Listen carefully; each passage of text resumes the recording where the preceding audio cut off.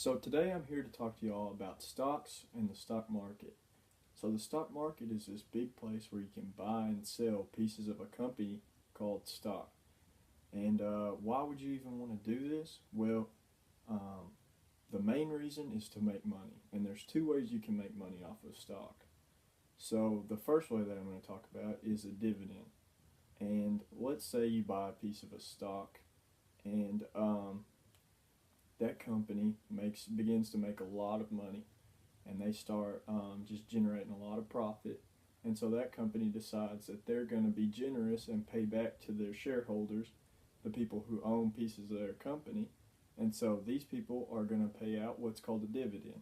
And so they're going to send in the mail a check for a piece of that profit that they've been making. And that is called a dividend, and that's going to be according to the portion of the company that you own. Say you own like 10 shares of that company, they're going to give you a percentage of their profits. That's 10 shares. And the other way that you can make money is maybe you own a company, you bought some stock for a certain price pretty cheap, and then eventually you're just going to hold on to it, and then eventually someday down the road you decide to sell it. Maybe that company's done good, and so the price of their stock's gone up, so you can sell it for more than you bought it, and then you can make a profit that way. And so those are the two ways you can make money selling stocks. Okay, so let's use an example. So let's say I bought stock in a company like Apple. Let's say I bought stock in Apple, and it's going to cost $50 per each share. And let's say I bought 10 shares of that stock. So I paid about $500 to Apple, and this money goes so for Apple's operations, they can use it to do whatever they need it to do. And so now I basically own a piece of Apple, I own a piece of the company, and so I'm a part of this brand right here. And so I can, one thing I can do is now I can vote for the board of directors, for the people who run the company. So I get a vote per each share, so I get 10 votes, which isn't very much considering how much stock is out there and how many people own all those millions of shares and everything. But I still get 10 votes.